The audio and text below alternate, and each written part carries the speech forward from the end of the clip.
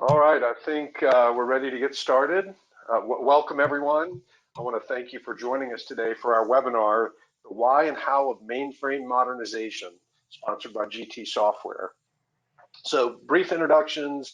I'm Caleb Clark with GT Software. I'm going to be your moderator today, and we're very lucky to have Craig Mullins as our presenter. Craig is president and principal consultant of Mullins Consulting, Inc., where he focuses on data management, strategy, and consulting. Craig has over 3 decades of experience with mainframe and data management technologies. He's been named by IBM as a gold consultant and an IBM champion for analytics. He writes the monthly DBA Corner column for Database Trends and Applications magazine and has written a number of popular books on DB2 development and database administration. Craig, thanks so much for being with us today. And with that, I'll turn things over to you. Thank you, Caleb, and welcome everybody. Glad to be here with you today. Want to talk about the agenda and what I'll be covering today. We'll look at the rich heritage provided by the mainframe, and I like to use the term heritage rather than legacy because it has kind of a more positive connotation. And then we'll look at some of the newer things happening on the platform, including a quick look at the recently announced Z15. We'll follow that up by examining some of the issues and trends that are impacting IT and therefore impacting mainframe development, things like cloud and DevOps. And we'll look at mainframe modernization and some of the approaches that can be taken with your apps that need to be modernized. And then we'll finish up with some advice before I turn it back over to Caleb of GT for an overview of what they can do to help your mainframe modernization and transformation efforts.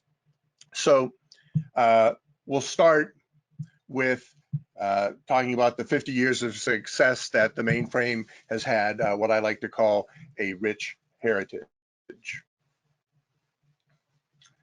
So in the early days of computing, vendors other than IBM also manufactured and sold mainframes, but really for the purposes today, I'm just going to be focusing on IBM. And starting in the 1950s, IBM was manufacturing the 700 and 7000 series of mainframes. The 700 used vacuum tubes and the 7000 moved on to transistors. But really, for all intents and purposes, the age of the mainframe came about in April of 1964 when IBM announced the System 360 mainframe. Now, all IBM mainframes since then have evolved from that System 360 architecture. Now, there have been a lot of changes in those 50 years, actually more than 50 years since then, because IBM has constantly updated its technology, its hardware, and its infrastructure for the mainframe to make sure that it's delivering high availability and speed and is the platform that everyone kind of trusts as the capable platform that it's grown into today. And that means that really over the course of decades, customers have developed a large financial investment in their mainframe applications and data. And many of these applications were developed and refined over those decades. Some were written many years ago, while others may have been written just yesterday. But because of this rich heritage, IBM takes compatibility seriously. Only rarely will you, when you're upgrading your mainframe or system software, will you have to change your software because an application stops working. Really, some code that was developed for the System 360 50 years ago can still run on today's modern mainframes. Think about trying to do that with your old Windows 3.1 applications on Windows 10. So really, there are a breathtaking number of applications that have been written over half a century that are running on mainframes out there in the wild. What type of applications? Well, all types, but applications that require heavy transaction throughput and the movement, management, and processing of large amounts of data are probably the sweet spot for mainframe apps. Typically, your mainframes are used by larger organizations. You know, examples of organizations that rely on the mainframe for mission critical workload include banking, financial, insurance, healthcare, government agencies, airlines, large retailers, you know, and it doesn't stop there, but those are the primary industries known for mainframe utilization. And mainframes continue to drive business for our large organizations. And the mainframe has an enviable user base. The stats here on this slide come from IBM, and if you look at the link at the bottom here, throughout the presentation, I've tried to include links for additional information and sources for the information that I provide you. So when you go through this later, you can expand out and get more details. But the mainframe is used by 44 of the top 50 banks worldwide, all 10 of the top 10 insurers, and 18 of the top 25 retailers. You know, the fact is that a large percentage of all enterprise transactions run on or interact with the mainframe in order to conduct business. So really, it's clear that mainframes are still foundational to many large businesses. But that doesn't mean that mainframes are doing the same thing that they did decades ago. The mainframe has changed, has grown and transformed over the years. And many customers who are embracing digital transformation today need to include the mainframe in their digital transformation efforts, and that requires modernization of the apps and sometimes of the way in which you interact with the mainframe.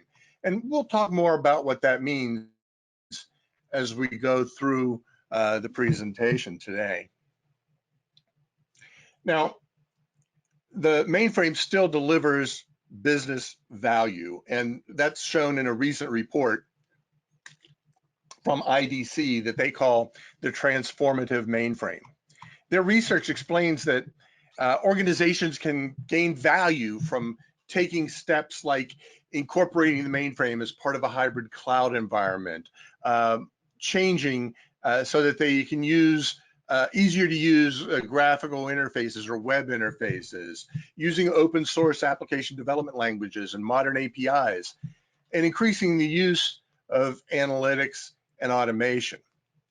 This report says that businesses that modernize their mainframe activities can achieve higher value because the platform becomes more integrated and more agile.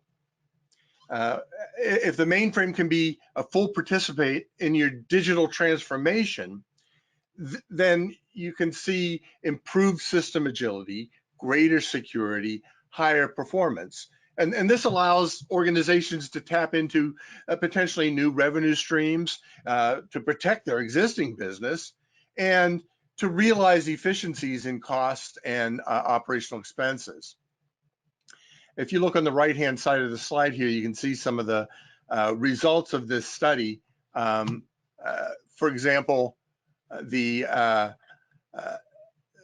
IDC estimates that taking a transformative approach can result in benefits worth 6 times what is invested in order to achieve that transformation. So it's cost effective. So the mainframe can continue to deliver the things that it's famous for, like security and resiliency and high performance and throughput, but we have to adapt the way in which we use it, the way we build applications, the way we manage it, making it a more agile platform for mission critical applications and data. We also need to integrate the mainframe and its processes with management and orchestration across this hybrid multi-cloud environment that's becoming the norm. And we'll talk more a bit what this means in later sections of the presentation. The transformative mainframe can also support modern workloads using things like AI and blockchain, the things that we're trying to adapt into our organization so that we can keep up with technology as it advances and gives us new capabilities. And being transformative also means integrating your processes, procedures, and technologies so you can get higher levels of availability and higher levels of resiliency for your mission critical applications, and hopefully doing that without incurring any unplanned additional costs. So the transformative mainframe improves our ability to acquire and store and manage and analyze the ever-growing data needs of modern businesses that just keep expanding on a daily basis, with the goal of utilizing and taking advantage of that data while, again, avoiding the increase in costs. So with that, let's move on and switch gears and look at the state of the mainframe today. But before moving on, I want to briefly address this long-standing prediction of the mainframe's demise. The quote shown here is from Stuart Alsop, who was the editor of InfoWorld back in the early 1990s, and his famous prediction, which I'm sure he regrets now, that he made in 1991, said, "The last mainframe will be unplugged on March 15th, 1996. Well, today in 2019, that's laughable, but many others over the years have tried to pronounce the mainframe dead, but it continues to thrive. Let's look at why that is by taking a look at what's going on in the mainframe world today. And we'll start with planning. Again, in another research report, this again from IDC, the New Frontier for the Mainframe 2019, they discuss IBM's continuing approach to adapt the mainframe for modern computing. And they call this the Z horizon. And in that report, IDC looks at technology change and how IBM continues to invest to address the challenges and opportunities that are presented by these changing technologies. If we look at the black and white list here, we start with security, and we see data breaches, and that's just the news of the day. And IBM's goal is to eliminate the mainframe as a source of data theft and public exposure of data. In other words, their goal is for the mainframe to be immune to any cyber threat. And they've made some recent improvements in that direction. They've recently announced secure service containers, or SSCs, which are partitions that can eliminate threats such as ransomware and malware and Trojan horses. And they've also introduced, with the Z15, which we'll get to in a minute, data privacy passports. And that protects data not just on the mainframe, but as it moves throughout your enterprise and throughout the hybrid multi-cloud. And as we all know, with the Z14, IBM introduced pervasive encryption, and they continue to expand the reach and capabilities of that from the Z14 to the Z15. And then we get compute performance. IBM's always working to improve that, improving core density. That's the count of transistors in a CPU. They can improve performance. With the Z15, the chips have 9.2 billion transistors on a 14 nanometer chip surface. A nanometer is 1/1000th of a meter. IBM also work on holistic performance, which is not just about processor speed, but with workload performance using workload specific acceleration capabilities. So performance is key. Then there's being ready for quantum computing. There's a lot of hype about that now. We're still probably a decade out before quantum computing becomes practical, but IBM wants to integrate future quantum compute services with the Z to extend the platform's capability. And that's going to be very important thinking about quantum safe protocols for encryption before quantum computers are able to decrypt existing forms of encryption. And then we have the multi-cloud. Not going to discuss that right now because we're going to look at that in greater detail, but just suffice it to say that IBM's planning for an IT infrastructure that includes both cloud computing and the mainframe. The mainframe's not going away.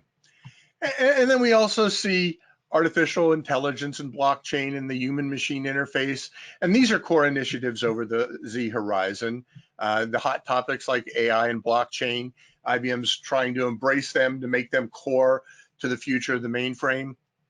And the human-machine interface is important on the Z because Z skills are becoming more difficult to find, and IBM is working to overcome that issue by simplifying the environment, increasing automation, improving self-management, so that the human-machine interface for the mainframe is more reasonable and capable for newer folks coming on board. And then finally, there's pricing. And if you've ever really attempted to dig in and understand all the pricing options for mainframes, and you know how complex it can be.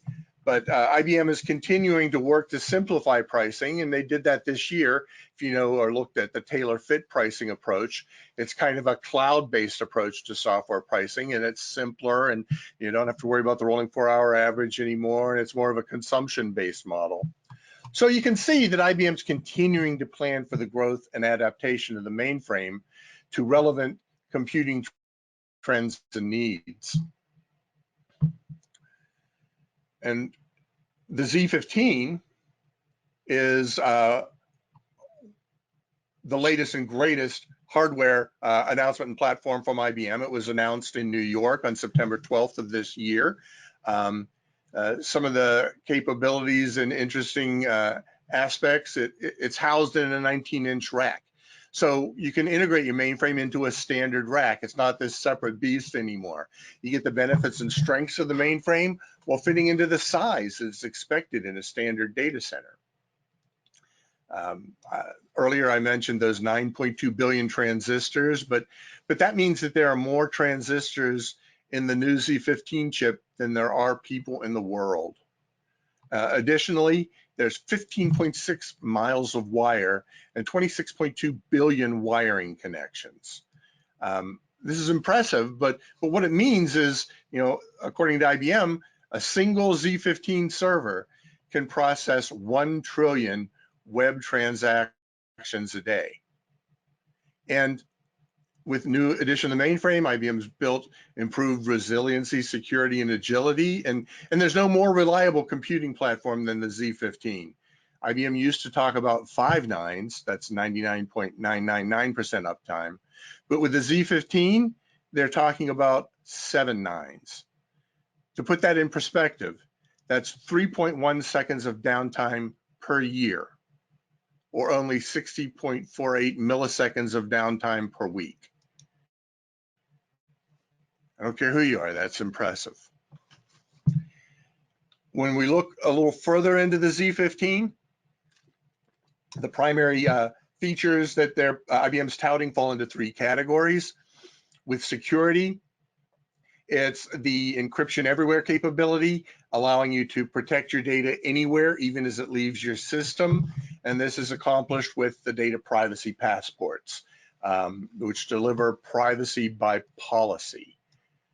The Z15's second category is cloud native development. And the goal there is to make life easier for developers as they build and modernize applications. They can use many of the same tools on the mainframe that they do anywhere else. So, building on a Linux or a Windows platform, using your IDEs for cloud-based access to data on AWS, you can use these same tools to build applications for the mainframe. And finally, speedy recover is the third category with IBM Z Instant Recovery. What this does is takes full advantage of all the power and all the capacity of your system when you start up, including things like specialty processors, like your zips. So when you come up, all of your processors contribute to bringing the system back up from a stop which means things are rapid. You've got a lot more power at your disposal when your zips can be running general purpose things like coming back up to speed. The goal is that you can return to your pre-shutdown SLAs by up to 2 times faster. So what we see is that IBM is pushing the mainframe platform in the direction of the transformative mainframe that IDC describes. We get improved speed and service levels, along with improved management capabilities, chip and hardware technologies in the Z15. We get the improved resiliency with faster recovery delivered by instant recovery. There's ever improving security and protection built into the platform with encryption everywhere, and the data security passports in the Z15. And the environment spans the hybrid multi-cloud as IBM delivers the ability to perform cloud native development using modern tools and software. So all in all, mainframe organizations are wanting to maintain their legacy mainframe investments, but also meet the requirements of modern access, usage, and development. Which brings us to the cloud. The question, what about the cloud and the hybrid multi-cloud that I've been talking about? Well, the cloud's all the rage, and if you believe all the analysts, then everything is going to be on the cloud. But let's introduce some reality into those expectations and dig a little bit deeper. The first question to answer should be, why cloud? A lot of mainframers are asking themselves that question. Well, there are a lot of benefits potentially with the cloud. It can help potentially lower operating costs. It can make things available and more elastic so that you can put new capabilities on much quicker at the cloud service provider level. Running a data center can be very expensive. You need to purchase equipment and hire technicians. But if you shift to the cloud, it can offload at least some of that cost. Cloud computing services are charged based on things like features and storage and number of users and time and memory. So you can choose a package that suits your budget, at least initially, and grow as you need to. Another benefit is flexibility. If you're not tied to a data center, can allow employees to work from any location potentially, and that might be able to reduce cost. Cloud offers improved scalability. The traditional method, you'd purchase servers, storage, and licenses. You'd upgrade memory. You'd add MSUs. And some of that may not be needed initially. With cloud computing services, it can be easier to request and provision services as you need them. But of course, anytime you do that, that's additional cost, and sometimes the cloud providers don't necessarily want to bring that up. On-premises computing system has to be backed up with a plan for recovery in the event of problems, and you need local and remote backup plans. A lot of times your cloud service provider can take care of all of that for you. That doesn't mean you can forget it. It still has to be taken care of, but it may not need to be taken care of by you. It can be done by the cloud service provider. There's this notion about security, that the cloud isn't quite as secure, but it can be just as safe, if not safer, than storing it on physical servers. Because a breach of security at your premises, if you got that breach, you can have compromised security if laptops or computers are stolen. But when the data's in the cloud, it's not necessarily as easily stolen as you manage it remotely. And with the cloud, you can share data and collaborate even from different locations. So these are the reasons or the benefits that the cloud proponents are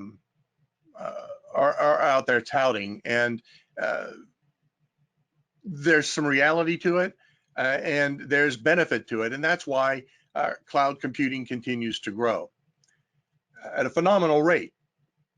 Here we have a quote from Gartner, where they predict the worldwide public cloud service market to grow to over $330 billion by the end of 2022.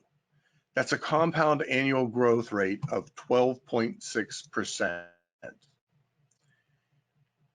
And this is part of what I call cloud exuberance, or over exuberance as the case may be. And Gartner isn't the only one. Other organizations and studies are showing cloud growth, some of them at levels that are probably not sustainable or achievable. The Cisco Global Cloud Index predicts that 94% of all workloads are going to run in some sort of cloud environment by the year 2021. And Oracle, if you're on a mainframe presentation, you may not trust Oracle, but they've got a lot of enterprise workload as well, and they're saying that 80% of all enterprise and mission critical workloads will move to the cloud. They didn't put a time frame on that, though. My word of advice here is be cautious with predictions of this nature. Anytime you see statements that say all or none or always or never or approach 100%, skepticism is the word of the day, because they're probably unlikely to happen exactly that way. And if you dig in and analyze really what it would take for cloud predictions like the ones we are looking at here to come true, you have to be skeptical. Even though cloud adoption will certainly continue to grow. Don't get me wrong. I'm not saying the cloud is going to fail and it's not going to grow, but the prediction that cloud will take over everything is not reasonable. Public cloud adoption will almost certainly be a lot lower than most predictions over the next 3 or 4 years, and probably even beyond that. Why do I say that?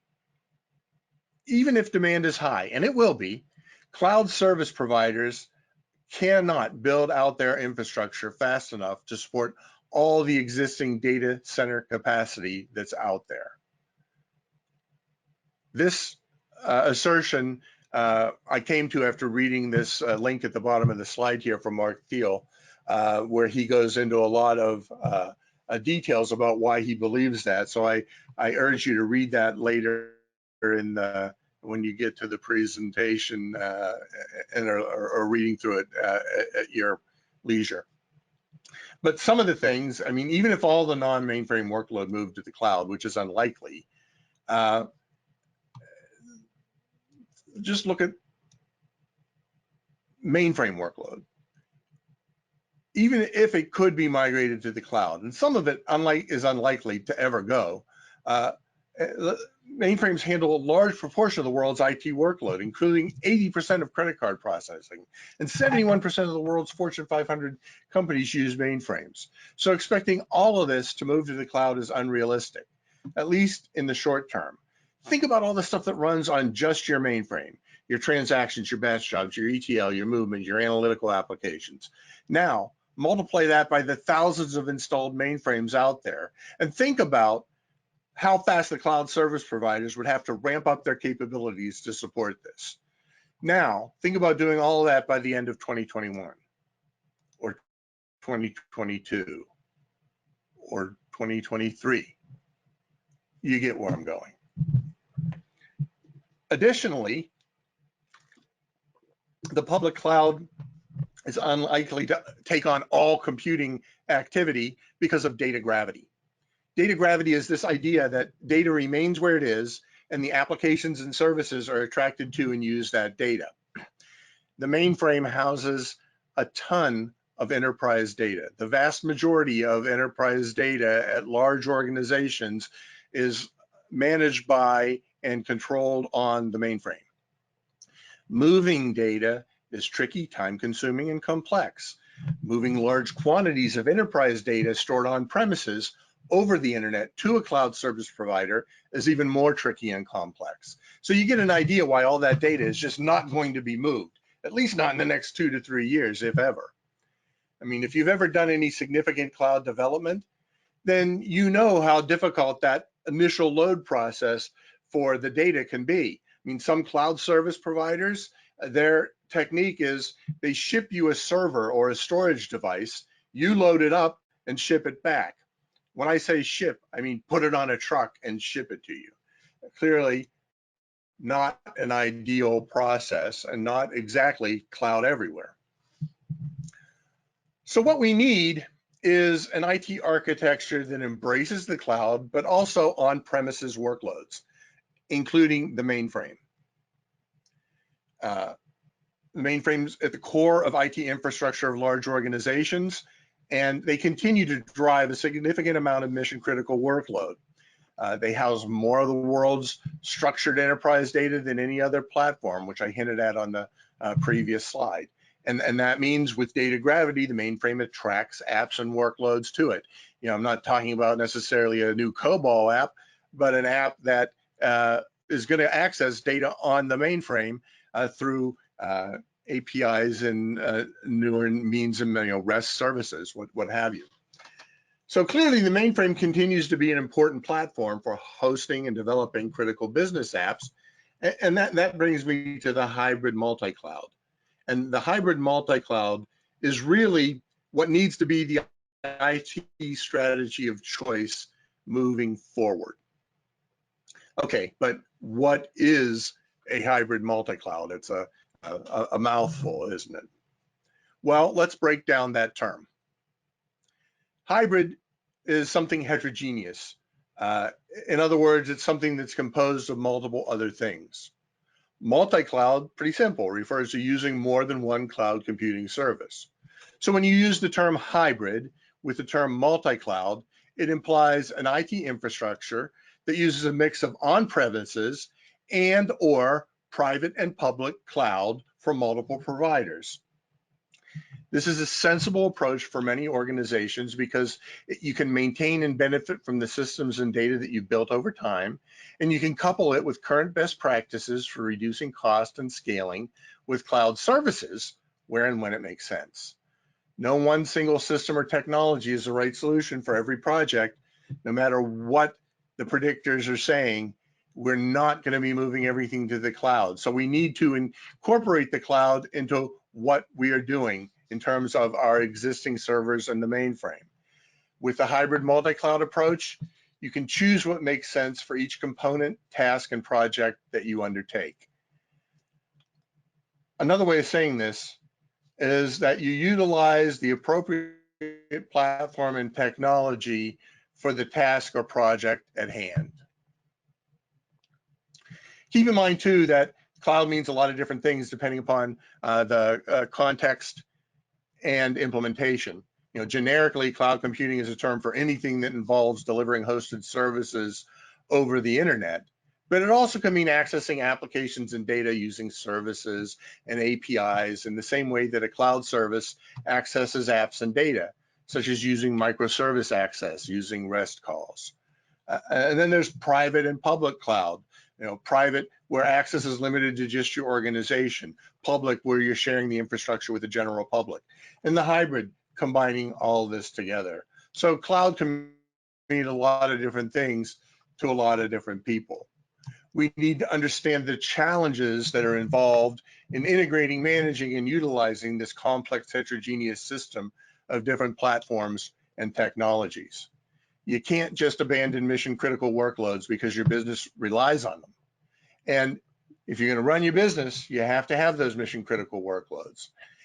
Some of them, maybe you can migrate to the public or private clouds. In other cases, your organization is going to be better served by modernizing and refactoring applications without having to rely on wholesale recoding on another platform. So this hybrid multi-cloud approach means that you embrace multiple platforms, both remote and on-premises, and you build practices and procedures that secure, manage, and deliver services across this hybrid multi-cloud, meaning we include the things we're doing to keep our mainframes running today, we augment them with newer capabilities, we integrate them with cloud management capabilities. Because the bottom line is your customers don't care about the technology you use.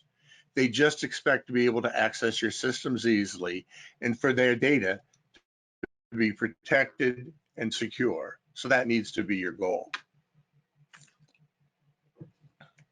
Tackling this modern technology is not as simple as throw out the old and bring in the new. You have to integrate the old and the new in order to continue to build business value. But what are some of the key elements of adopting a hybrid multi-cloud approach? IDC, again, in a white paper here, extending the cloud experience across the enterprise, they discuss the key elements of success for cloud adoption. They're listed here, and I don't think they're going to come as a surprise to you. Being able to scale as business changes, assuring compliance and control, automating, managing costs. These are things that we've been doing for years on the mainframe platform and really for IT. The final bullet here, though, is DevOps. I'm going to spend a little bit of time on that one as a newer concept, at least for mainframe organizations. DevOps is really becoming entrenched in distributed development environments, but only now is it just starting to gain speed in the mainframe world. The most recent BMC mainframe survey they did this year said that 60% of DevOps professionals are deploying tooling or deploying DevOps practices to improve mainframe agility. So it's coming to the mainframe. But what is DevOps? Well, the phrase DevOps is an amalgamation of two words, development and operations. But it really implies more than that. DevOps and continuous delivery can transform the way organizations deliver software. So instead of having these large, infrequent migrations of software from test to production, you have many smaller and more frequent migrations, and you're using agile techniques and automated software delivery methods to do that.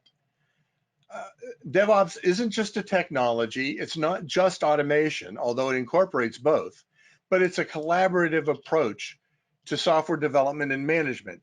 And it has to permeate dev and ops, your workers and your managers, your tech and your business users. And this DevOps approach can bring greater efficiency because it can improve communication, improve collaboration, and deliver integration of development and management with your software development people and your IT professional operational folks. The goal is to get every individual silo in IT to integrate and collaborate to achieve your IT goals. DevOps works to improve development, testing, deployment, and operations through an approach that is using early collaboration, automation, continuous updating, and iterative agility. The traditional software development lifecycle, you see here at the bottom of the slide, is usually shown left to right. You start gathering requirements, you move on to designing the application, and then to writing code. And then after that, you test it, and you test it thoroughly, and only then deploy the application. DevOps, though, brings a shift-left development mentality to the software development lifecycle. So we see the arrow here going from left to right. We're shifting things.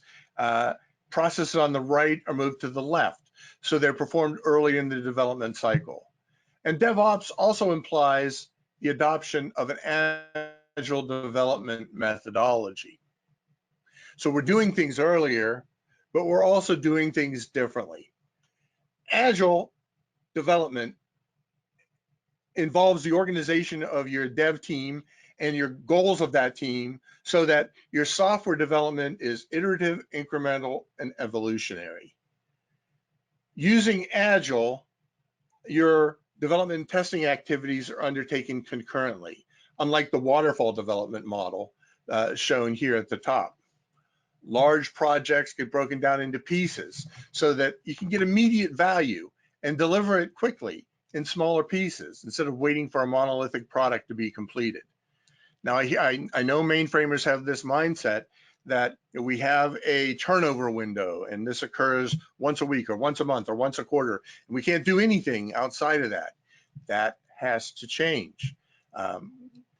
This agile approach means a continuous cycle of improving code and delivering additional functionality. So instead of waiting till the end to achieve all the value, over time, we achieve value iteratively by adding new capabilities slowly, agilely to the project. This means that we have faster innovation, quicker ROI. We're not enforcing long step-by-step practices like with waterfall. We deliver better software more quickly. This quicker time to value and improved ROI are key aspects of why DevOps is gaining popularity these days and why it's going to move to the mainframe. Enterprises adopting a DevOps approach can create improved products faster than those using traditional methods. Your modern applications are demanding faster development and faster deployment, as well as frequent delivery of additional functionality.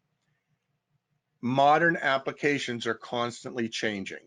It's not like the old days. Just look at the applications on your phone. How often are you being asked to update them? When was the last time you said, yeah, update these applications? It's probably continual, daily, weekly at least. We need to ensure that mainframe development can operate at the speed of modern business and modern application development. And DevOps is a way that we can do that. What I've got coming up for you here are a few statistics that clarify why DevOps can help to move things faster. There's a group called the DevOps Research and Assessment Group, or DORA. All these stats come from their report. Organizations, they see that organizations that have adopted a DevOps approach achieve 200 times more frequent deployments. And the highest performers run 96 times faster than the lowest performers. And all of this is happening with low error rates. That means high quality apps, spending as much as 21% less time on reworking due to problems. So there's actual statistics showing how DevOps can make things not only faster, but higher quality. Now, of course, this has been a quick introduction to DevOps. Obviously, it's not everything you need to know about it. I would urge you to do more investigation into it. If your organization hasn't adopted DevOps yet on the mainframe, it will, and it's a key aspect of acting in a modern way with your application development. So the hybrid multi-cloud with a DevOps approach is part of this modernization, but we really haven't discussed the how-to much yet. So let's look a little bit closer at mainframe modernization. First of all, again, from that BMC study of mainframe users that they published this year in 2019, we see that mainframe modernization is a high priority for the mainframe users.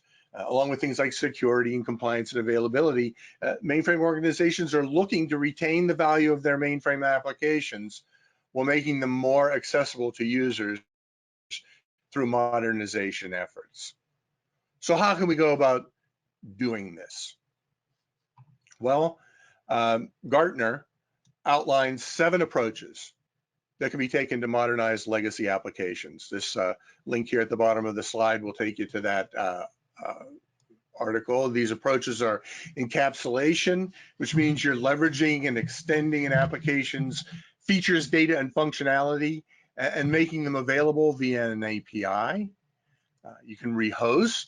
Rehosting is redeploying an application component to another physical, virtual, or cloud infrastructure, potentially without recompiling or altering the code or modifying features or function. There's replatforming, which is migrating a component to a new runtime platform. Code changes are required, but the goal is to minimize those changes, only such required to adapt to the new platform. Then there's refactoring. That's restructuring and optimizing existing code without really changing its external behavior, trying to improve the component's features and structure. There's re-architecting. That's a bit more intense. In this case, you have to materially alter the application code so you can shift it to a new platform or a new architecture and fully exploit new and better capabilities of that platform. Even more work is rebuilding, and that's rewriting application components from scratch, trying to preserve its scope and specifications. And then at the very end is replacing. And that's where you just completely eliminate the former application component altogether and replace it, taking any new requirements and needs into account. So you're basically rewriting from scratch. So these are all 7 capabilities, 7 techniques that you can use to modernize legacy systems. Obviously, I have some biases as to which I think are the most effective and appropriate way for mainframe folks to do this. I mean, sometimes I get asked by well-meaning people, and they don't really understand the power of the mainframe, and they say, you know, well, why would I want to modernize a mainframe instead of just, you know, replacing it? Well, the best answer that I've ever heard to this question was provided by an executive who heard it and answered what you see here on the slide. You know, he said, our mainframe runs a lot of core business applications, and they already work. So why would I spend any time rebuilding or replacing it when I can keep what works and only change what needs to be modernized to make it accessible? That's a good question. And it's really the best kind of question because it's the question where the answer is obvious. You don't. So my advice,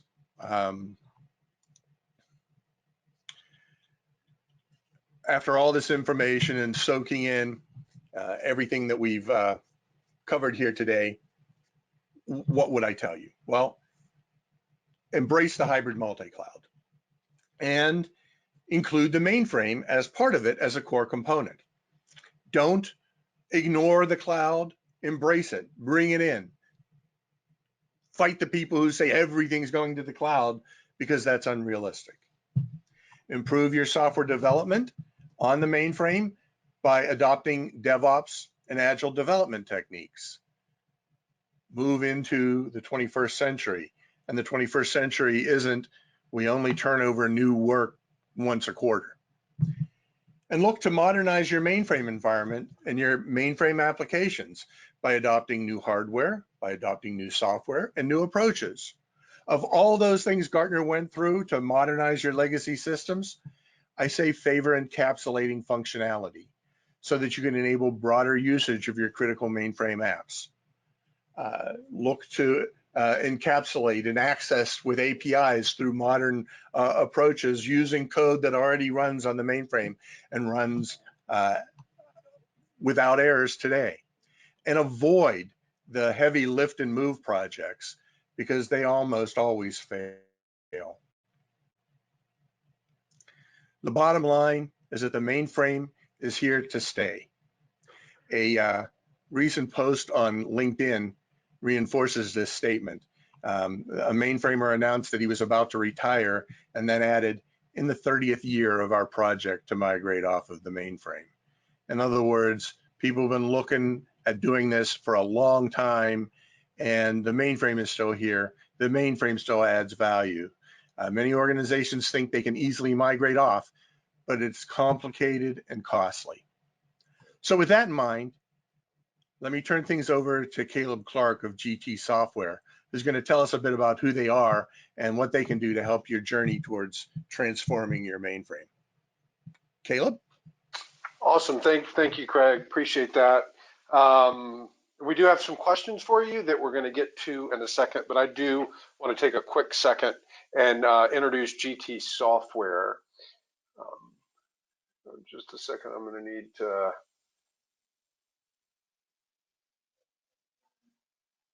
switch screens. So for more than or nearly 40 years now, GT Software has been helping companies modernize their mainframe systems and extend the value of their IT investment. We currently have more than 2,500 companies across the globe that trust us to help transform yesterday's legacy systems into tomorrow's leading edge applications. as Craig said early on in his presentation, it's mainframes that drive big business, and these are our customers.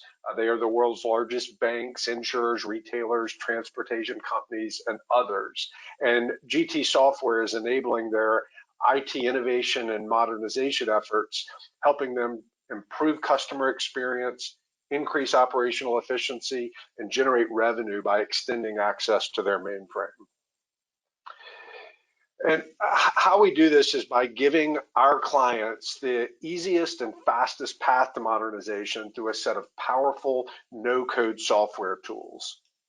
For those that need to integrate, we have a drag and drop platform that quickly creates powerful bidirectional APIs and automates complex orchestration. For migration, we do have a platform that automates cloud deployments with native code preservation. But as Craig was kind of talking about, we do find that most companies are avoiding these large and risky rip and replace projects. We do talk to a lot of companies, though, that find that these specific parts or components of the legacy application are causing them the most problems, the most friction, and they get a lot of value from moving these individual components to another platform while leaving the rest in place on the mainframe. And our tools can service, enable, and automate business transactions across the entire legacy application. This allows for that immediate API creation and orchestration, but it also serves as the foundation to more easily move individual application components while retaining that automation, whether that move is now or at some point down the road. And I am absolutely not the right person to be getting into the details of our technology, but we would love the opportunity to learn more about your mainframe modernization journey and see if there's a place for GT Software to help. So if you'd like to learn more, please visit our website, or if you'd like to speak to someone, shoot me an email at cclark@gtsoftware.com, and I'll be happy to put you in touch with the appropriate person. With that, we've had a couple of questions come in. I'll remind everyone we have a couple more minutes. If you do have questions for Craig, go ahead. You can type them into the little questions panel on the dashboard, and we can answer those. So first, Craig, you mentioned the skills needed to run a mainframe environment. Isn't that going to become an issue as the people with mainframe experience retire? Do you have any ideas on how to handle this? Thanks. Yeah, definitely. It is going to become an issue. In some cases, and in some shops, it probably already has started to become an issue. And there are multiple points that I'd like to make about that. First of all, if the mainframe is running mission critical workload, you should have training in place before these people start retiring, where you've got people backing them up and learning. Now, I understand that not every organization has an education department, and that when upper level executives look to start cutting things, education may be one of the first things to cut. But with that said, you need to really have mentorship programs in place where you are mentoring people on the platform, where the people who are in their 50s, in their 60s, that are ready and starting to retire are transitioning and helping to give the skill set to others. On top of that, there are other things that you can do. There's things like Zoe. If you're not familiar with what Zoe is, Z-O-W-E, go to zoe.org. It's an open source project for the mainframe, and it enables developers to access the mainframe the way they access other platforms. They don't have to become experts in green screens or ISPF or JCL or TSO panels. You don't have to know what 2.4.3.7 equals. They can use the general a command line interface. They can use a web interface and never have to use the other aspects of the mainframe to do that. There's also automation tools. that can be used to streamline development. So, if you're worried about your people who manage the system retiring, then you should be looking at automating some of the things those folks do. And you can do that today. And then as we move forward and we start adopting things like machine learning and AI, then some of the capabilities that are in those experts with that skill set can be integrated into software that helps to manage the platform as well. So look at automation today, things like DevOps, automated operations, automated DBA tools. And finally, I really want to reiterate, if your organization is serious about managing the mainframe, you can teach this to the next generation. There's nothing magical about the people who know it today, other than they spent a lot of time learning and embracing the platform. You can teach millennial, you can teach younger folks than that to use the mainframe. I've seen it happen. There's things like the Z Next Gen program teaching younger folks to do that. So all these things taken together should help to alleviate the issue and repopulate the platform with skilled folks. Perfect. Thank you, Craig. And we are really out of time. We're not going to get a chance to answer everybody's question. I think maybe the best thing to do is follow up via email to make sure we get everybody's question. I do want to mention one thing. One of our attendees has posted that IBM's Master the Mainframe contest is available and free to teach the next generation. And Broadcom has a mainframe vitality program where they're teaching mainframe and Datacom. And that is all of the time that we have. Craig, thank you so much for taking the time today to do the presentation. It was very helpful. I want to thank all of the attendees for your time. And just as a quick reminder, we will be emailing out a copy of Craig's presentation with all of those links and a link to a recording of this presentation. Thanks again, everybody. Hope you have a great rest of your day and week. Take care. So long, everyone.